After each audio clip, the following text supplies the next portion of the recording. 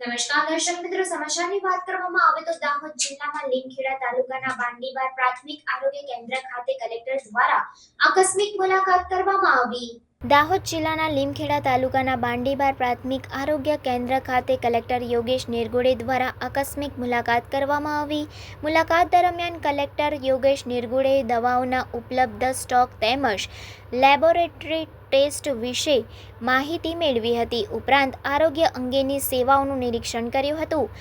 આરોગ્ય અંગેની તમામ સેવાઓ લાભાર્થીઓને સાચા અર્થમાં મળે છે કે કેમ તેનું મૂલ્યાંકન કરવામાં આવ્યું હતું। આ મુલાકાત દરમિયાન કલેક્ટર યોગેશ નિરગુડે દ્વારા કામગીરીની સમીક્ષા કરી જરૂરી માર્ગદર્શન તેમજ સૂચનો આપવામાં આવ્યા હતા। જે દરમિયાન અધિક મુખ્ય જિલ્લા આરોગ્ય અધિકારી Shilpa Yadav, quality medical officer, taluka health officer તેમજ આરોગ્ય ટીમ ઉપસ્થિત રહી હતી।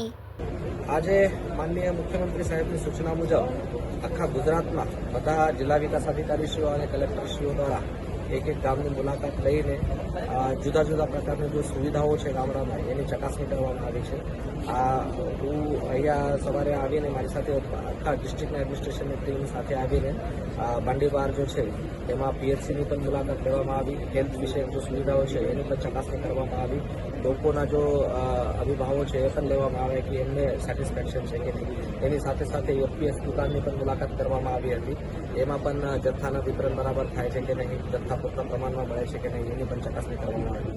આંગણવાડીમાં જઈને ધાત્રી માતાઓ, સગર્ભા બહેનો, કિશોરીઓ અને 6 મહિનાથી લઈને 6 વર્ષ સુધીના બાળકો જો છે એમના બાબતે જો પણ સુવિધાઓ આપવામાં આવી રહી છે એ બધાને મળી રહી છે કે નહીં એને પૂરતી ચકાસણી કરવામાં આવી છે। તેમજ સ્કૂલોમાં જઈને શિક્ષણની ગુણવત્તા, વિદ્યાર્થીઓની હાજરી તેમજ એમને જો મધ્યાહન ભોજન મળે છે એની ગુણવત્તા ચકાસણી કરવામાં આવી છે। તો મોટાભાગે કામગીરી સારી રીતે થઈ રહી છે અને એને વધારે સારી રીતે કરવા માટે આખા વહીવટીતંત્ર જો છે એ ભવિષ્યમાં કામ કરશે। રજૂઆતો જુદા જુદા પ્રકારની હોય છે। કોઈ રોડ રસ્તાની રજૂઆત હોય, કોઈને મતલબ કોઈ ફળિયામાં જવા માટે રસ્તા નહીં હોય, તો એ પણ લોકલ સ્થાનિક લોકોના મદદથી એ સોર્ટ આઉટ કરવા માટે પ્રયત્ન કરે છે। કોઈ દબાણો હોય તો એ નિકાલ કરવા માટે ટીડીઓ અને મામલતદારશ્રીને સૂચના આપવામાં આવેલી છે।